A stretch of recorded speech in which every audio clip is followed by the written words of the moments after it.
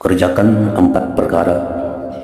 Adapun 4 perkara yang perlu engkau kerjakan itu ialah: perkara pertama, bahwa hendaklah engkau mengukur pergaulanmu dengan Tuhanmu.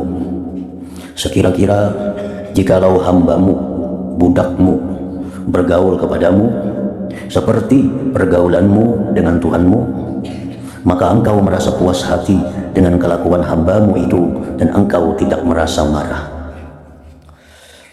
Artinya mengukur hubungan dengan Allah sebagaimana hubungan kita dengan pembantu atau hamba kita. Nah, apabila kita punya budak, punya khadam, yang mana khadam ini 100% kita tanggung. Nah, kita tanggung keperluannya, kebutuhannya, segala-galanya. Nah, apabila si khadam itu dengan kita patuh, menjunjung apa yang kita perintah, menjauhi apa yang kita larang, tentu kita senang dengan khadam itu. Nah, itulah ukurannya kita dengan Allah Subhanahu wa Ta'ala. Apabila kita mau menjunjung apa yang diperintah oleh Allah, menjauhi yang dilarang oleh Allah, maka Allah pun akan suka dengan kita. Allah pun akan ridha dengan kita dan tidak akan marah kepada kita. Jadi apa yang engkau tidak suka bagi dirimu daripada perbuatan hambamu yang majazi, maka janganlah engkau melakukannya terhadap Tuhan, karena Tuhanmu adalah Tuhanmu yang sebenarnya. Nah, kita kada suka kalau budak ini menentang apa yang kita suruh, apa yang kita larang. Nah, berarti Tuhan pun demikian dengan kita. Nah, Tuhan pun demikian dengan kita. Padahal Tuhan kepada kita adalah memberikan segala-galanya, menghidupkan kita, memberikan seluruh nikmat. Sedangkan kita kepada hamba kita hanya sekedar mencukupi kebutuhan-kebutuhan dasar mereka. Jadi kalau kita marah karena hamba kita ini kada taat dengan kita, semestinya Allah pun demikian, lebih marah kepada kita karena kita kada taat kepadanya. Nah, itu ukuran hubungan kita dengan Allah bisa diukur dengan hubungan hamba khadam kita kepada kita. Perkara yang kedua, segala perkara yang hendak engkau buat bagi orang lain, hendaklah engkau mengukurnya bagi dirimu dahulu. Jadi apa yang engkau suka orang lain lakukan terhadap dirimu, maka buatlah perkara yang seperti itu terhadap orang lain. Artinya kita suka kalau orang lain itu menolong kita. Kita benci kalau orang lain itu menyakiti kita. Nah, kita pun dengan orang lain mestinya demikian. Mestinya demikian. Nah, karena manusia itu adalah ummatan wahidah. Manusia itu sama satu dengan yang lainnya. Nah, kalau kita suka ditolong, kita kada suka disakiti, demikian pula kita dengan orang lain. Supaya orang suka ditolong, supaya orang kada benci, jangan disakiti. Karena iman seorang hamba tidak akan sempurna sehingga ia mencintai bagi seluruh manusia apa-apa yang ia mencintai bagi dirinya sendiri. Kita suka kita masuk surga, kita pun hendaknya suka juga orang lain masuk surga. Kita senang bila kita sukses, kita pun mestinya senang juga orang lain sukses. Nah, kita senang untung banyak, mestinya kita senang juga orang lain untung banyak. Kita kada senang kalau kita rugi, kita pun mestinya kada senang juga kalau orang lain itu rugi. Nah, jadi sebelum berbuat kepada orang lain, pikirkanlah perbuatan orang lain kepada kita terlebih dahulu.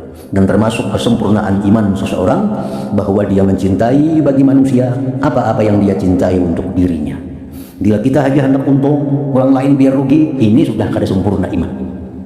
Hendak kita aja selamat orang lain biar mati, itu sudah kada sempurna iman. Hendak kita aja nang payu berdagang orang lain pada payu, sudah kada sempurna iman. Perkara ketiga, apabila engkau belajar satu ilmu atau engkau memutalaahnya, maka seyogianya bahwa ilmu yang engkau pelajari itu akan memperbaiki hatimu dan membersihkan jiwamu. Seperti halnya jika engkau mengetahui bahwa umurmu hanya tinggal 1 minggu saja lagi, maka sudah pasti engkau tidak akan sibuk dengan ilmu fikih yang dalam-dalam dan ilmu khilaf antara mazhab dan ilmu usul dan ilmu kalam dan seumpamanya. Karena engkau tahu segala ilmu yang aku sebutkan tadi tidak memberi faidah kepada untuk orang-orang yang sudah berumur. Artinya lain hal pemuda-pemuda, lain hal remaja-remaja itu disuruh menuntut ilmu seluas-luasnya.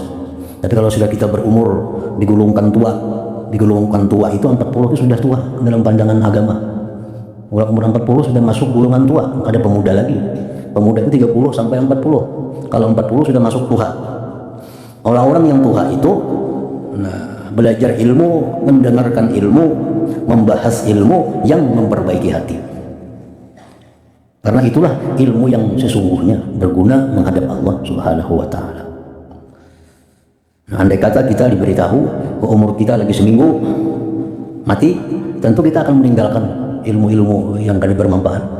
Umur kita lagi seminggu, kita kada kabar lagi melihat mendengar berita, kita kada baca lagi surat kabar. Kalau tahu umur lagi seminggu, apa yang kita baca? Tentu Al-Quran, tentu ilmu-ilmu yang bermanfaat untuk mati. Kalau kita tahu umur kita lagi seminggu. Nah, dalam keadaan ini sudah tentu engkau hanya akan sibuk dengan murakabah hatimu, mengintai hatimu.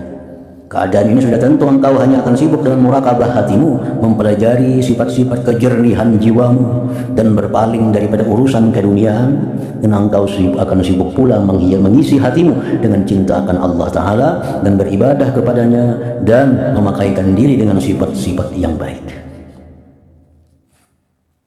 Kalau umur masih utaknya masih incir lagi, nah itu yang perdalam ilmu-ilmu mazhab, ilmu mazhab Syafi'i, mazhab Maliki, mazhab Hambali, ilmu-ilmu usuluddin, ilmu-ilmu tauhid, ilmu kalam. Nah, perdalam. Tapi kalau sudah umur yang sudah 40 ke atas, itu pada cocok lagi. Yang cocok hanya belajar ilmu-ilmu yang mendekatkan dirinya kepada Allah, ilmu-ilmu yang membuat dirinya selalu ingat kepada Allah. Wahai amatku yang tercinta, ujar Imam Ghazali, dengarlah nasihatku ini baik-baik dan pikirkanlah isinya, semoga engkau kelak mendapat keselamatan. Amin ya rabbal alamin.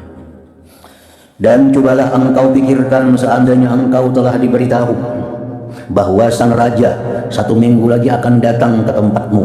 Itu bacaannya, 1 minggu lagi akan datang ke tempatmu. Kita dapat kabar resmi, seminggu lagi raja datang ke rumah kita. Maka apakah kiranya yang akan kau buat selama 1 minggu ini? Apa yang kita gawi dalam seminggu itu kira-kira? Maka dalam masa 1 minggu ini sudah pasti engkau tidak akan mengerjakan suatu kecuali perkara yang engkau sangkakan sang raja akan melihat dan memperhatikannya. Sama ada pakaian, tubuh, badan, rumah, hamparan, dan sombong. Pasti kita mempersiapkan diri.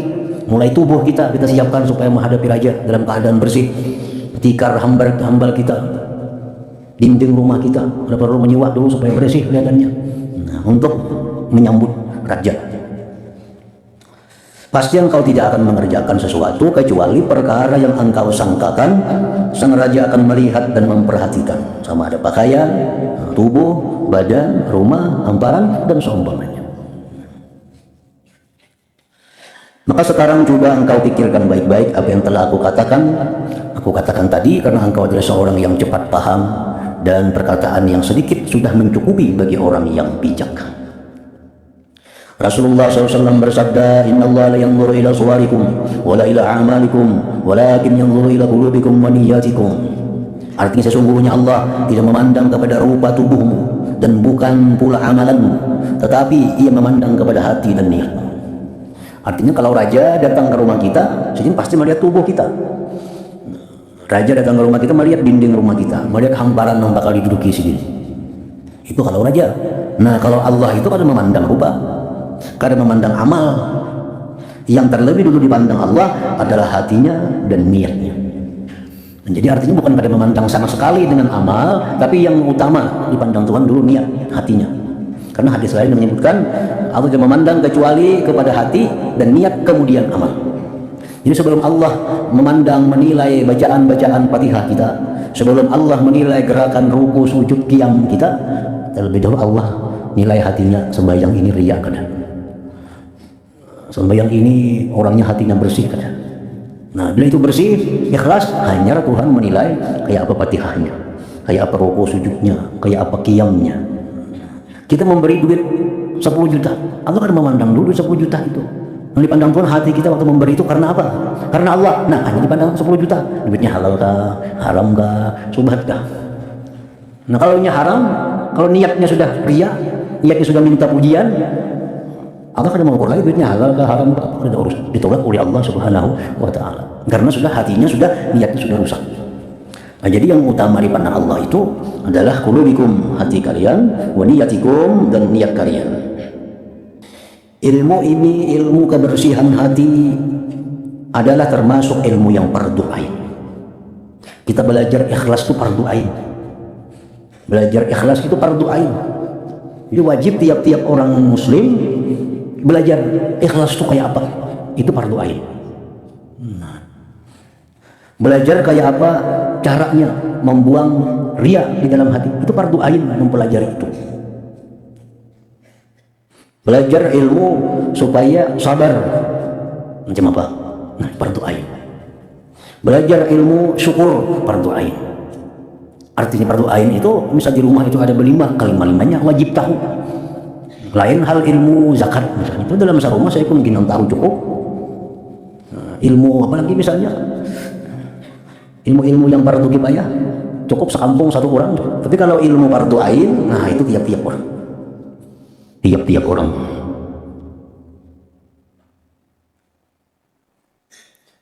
Ilmu ini, ilmu kebersihan hati ini adalah termasuk ilmu yang fardu ain.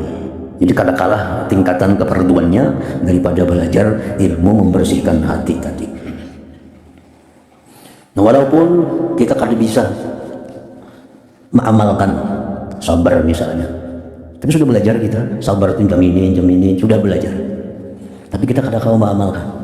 Nah, sekurang-kurangnya ilmu itu memberi faedah kepada kita bahwa menunjukkan kita adalah orang yang belum baik. Belum baik. Nah, di sini ada ilmu mengajarkan tentang ikhlas. Kita belajar ilmu ikhlas ini. Tapi kita belum bisa mempraktikkannya. Ya minimal kita tahu bahwa kita orang yang belum baik karena belum bisa ikhlas. Nah, kalau kita kada belajar sama sekali, itu akibatnya selalu merasa baik. Merasa sudah bujur apa yang kita kerjakan. Jadi itu faedahnya ilmu bila kita sudah tahu ilmu ini, ilmu yang harus, ilmu yang wajib.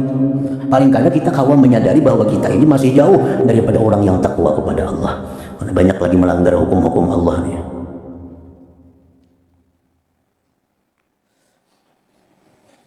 Nah, perkara keempat, bahwa engkau jangan menghimpunkan harta dunia lebih banyak daripada cukup makan setahun. Jadi berisi tabungan atau berisi duit atau berisi beras itu jangan lebih daripada setahun. Jangan lebih daripada setahun. Seperti apa yang pernah dibuat oleh Rasulullah Sallallahu Alaihi Wasallam bagi sebagian daripada istri-istri beliau.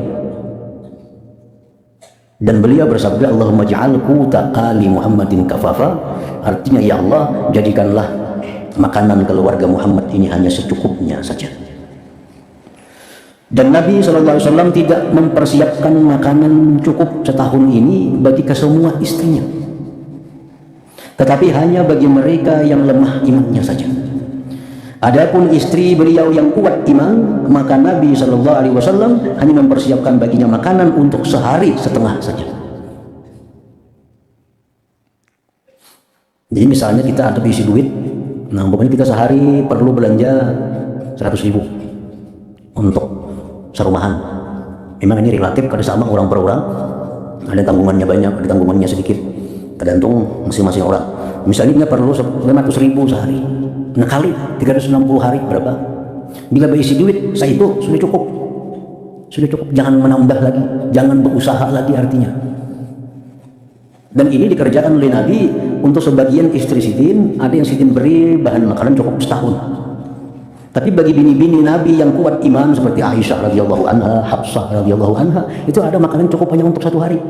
Kita esok berpikir lagi makan apa. Nah itu dasarnya demikian.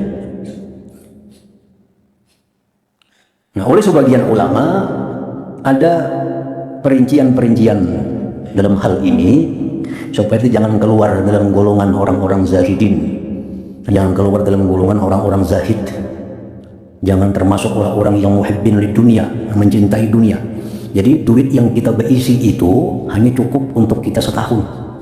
Artinya kalau ada tambahan lagi rezeki hari-hari ini, itu cukup setahun dah kita lanjakan kan habis.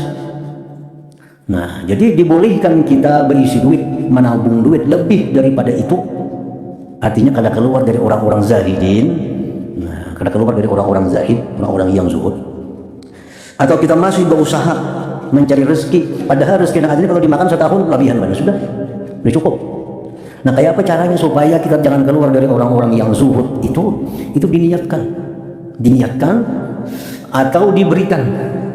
Nah, jadi misalnya kita setahun perlu duit nih, setahun ini bisa 200 juta, bayar listrik, bayar leading, bayar ini, setahun 200 juta. Nah, sekarang kita ada duit 500 juta, 500 juta berarti lebihan daripada setahun untuk biaya hidup kita. Kalau ini duit 500 juta ini kita diamkan, kita ganakan, kita sudah keluar dari golongan orang zahid, keluar daripada orang-orang yang terkemuka. Nah, supaya kita ini tetap duit ada 500 juta dan kada keluar dari golongan orang yang zuhud itu ada dua hal. Pertama, sisa duit itu diberiakan. Karena aku cukup setahun 200 juta, 300 ini diberiakan. Terserah kemana beriakan, lawan anak boleh, lawan bini boleh, lawan pula boleh, siapa pun boleh, asal jangan lagi milik seorang. Misalnya anak bisa 3, udah tunjuk, nah 100 juta, 100 juta, 100 juta.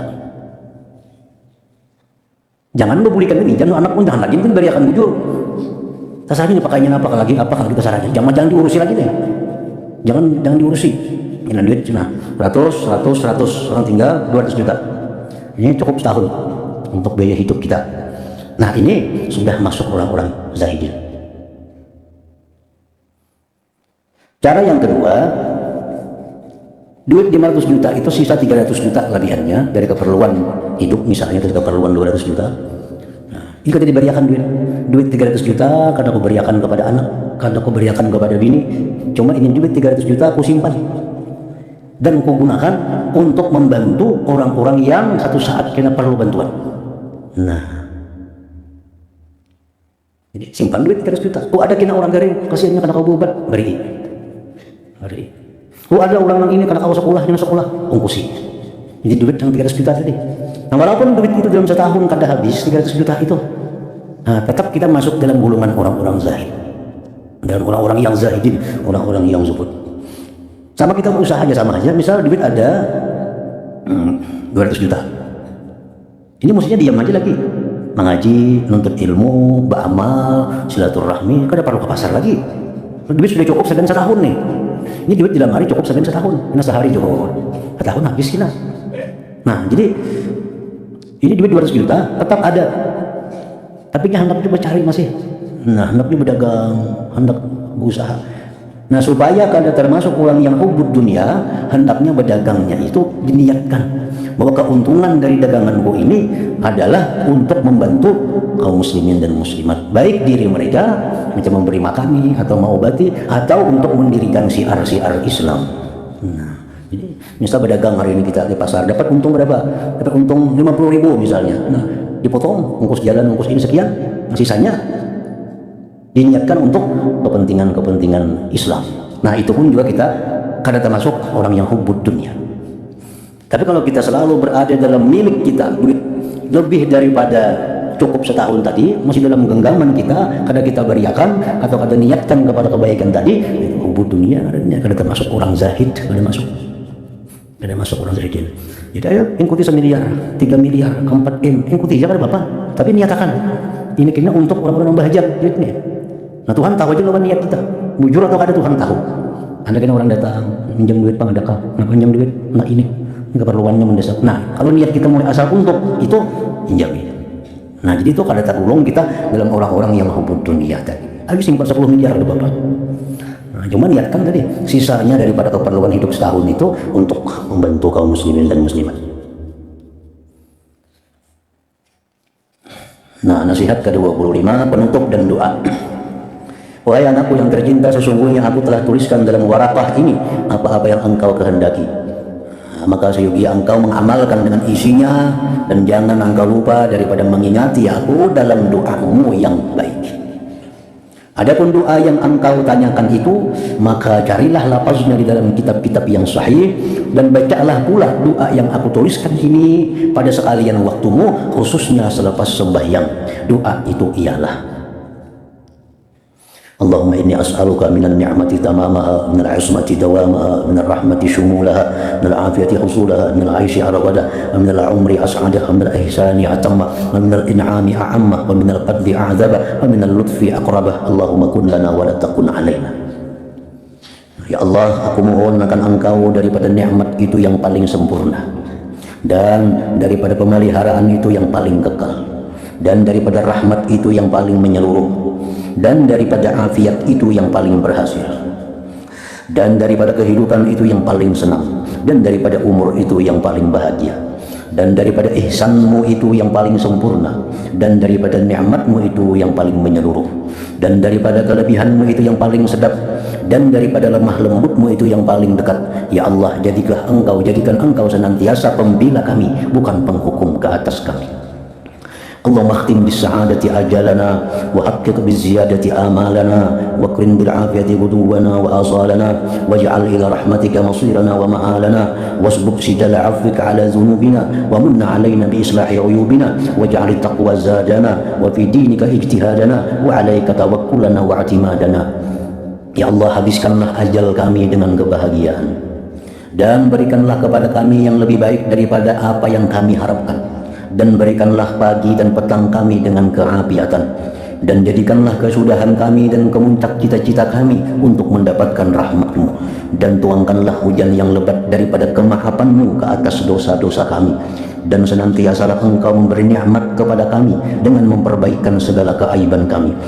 Dan jadikanlah takwa itu sebagai bekalan kami, dan jadikan pula kesungguhan kami di dalam memperjuangkan agama-Mu, dan jadikanlah tawakal dan pegangan kami hanya dengan Engkau. Allahumma tsabbit ala nahjil istiqamah wa a'izna fid dunya min mujibatin nadamati yaumal qiyamah wa khaffif 'anna thiqalal awzar warzuqna 'aishatal abrar wabbina wasrif 'anna syarral asrar wa atiq riqabana wa riqaba abaina wa ummahatina wa ikhwanina wa akhawatina minan nar bi rahmatika ya aziz ya ghafar ya karim ya sattar ya alim ya jabbar. Ya Allah ya Allah ya Allah, bi rahmatika ya arhamar rahimin wa ya awwalal awwalin wa ya akhirul akhirin wa ya dzal quwwatil matin wa ya rahimal masakin wa ya arhamar rahimin. La ilaha illa anta subhanaka inni kuntu minaz zalimin. Sallallahu ala sayyidina Muhammadin wa alihi wa sahbihi ajma'in walhamdulillahi rabbil alamin.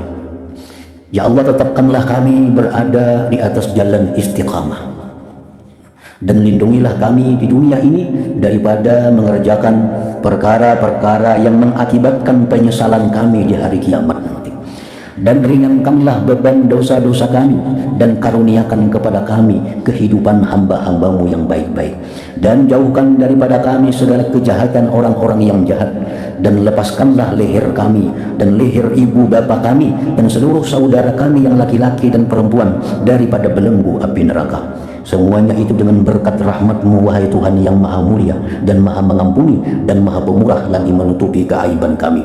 Wahai Tuhan yang maha mengetahui dan maha perkasa, ya Allah ya Allah ya Allah, dengan rahmat-Mu wahai Tuhan yang lebih pengasih daripada segala yang pengasih, wahai Tuhan yang dahulu daripada segala yang terdahulu, wahai Tuhan yang kemudian daripada segala yang kemudian, wahai Tuhan yang mempunyai kekuatan yang sangat kokoh, wahai Tuhan yang sangat mengasihi orang-orang miskin, dan Tuhan yang terlebih kasih sayang daripada segala orang yang kasih sayang. Tidak ada Tuhan yang layak disembah selain Engkau, maha suci Engkau. Sesungguhnya aku ini termasuk di kalangan orang-orang yang menzalimi dirinya sendiri. Wa sallallahu ala sayyidina Muhammad wa ala alihi wa sahbihi wa sallam walhamdulillahi rabbil alamin. Jadi doa ini sangat terkenal di kalangan para ulama, dan di antara para ulama umumnya rata-rata mengamalkan doa yang dikarang oleh Imam Al-Ghazali ini. Nah, beliau tadi mewasiatkan kepada muridnya untuk membaca doa ini setiap kali selepas sembahyang 5 waktu. Nah, kalau kawa kita baca setiap kali 5 waktu. Nah, kalau kita kada kawa sekali sewaktu. Bisa ambil sembahyang apa, ada doa ini kita baca. Nah, kalau almarhum pengasuh pemangkin, beliau sembahyang subuh, masih doa ini yang dibaca oleh Siddiq. Nah, jadi setiap subuh doa ini yang dibaca. Ini nyaman sudah doanya, huruf Arabnya berbaris sudah, ditambah lagi ada artinya. Nah, jadi Arabnya dibaca, artinya dibaca. Arabnya aja mengerti, ya ada usah lagi artinya. Kalau Arabnya kada paham, nah baca, Arabnya baca, terjemahnya pun baca, supaya kita lebih menghayati apa yang kita baca kalau kita baca artinya. Jadi Arabnya dibaca, karena arti sambung lagi Arabnya kata tadi, arti akan pulang. Nah, kayaknya baca lagi Arabnya, kayaknya arti akan pulang. Dan kalau kada kawa di sembahyang 5 waktu, nah, lebih baik lagi di sembahyang tahajud. Nah, lebih mantap lagi doa ini dibaca, karena sudah mencakup doa ini keselamatan, kebahagiaan baik di dunia maupun akhirat, baik untuk seorang maupun untuk keluarga dan untuk kaum muslimin dan muslimat.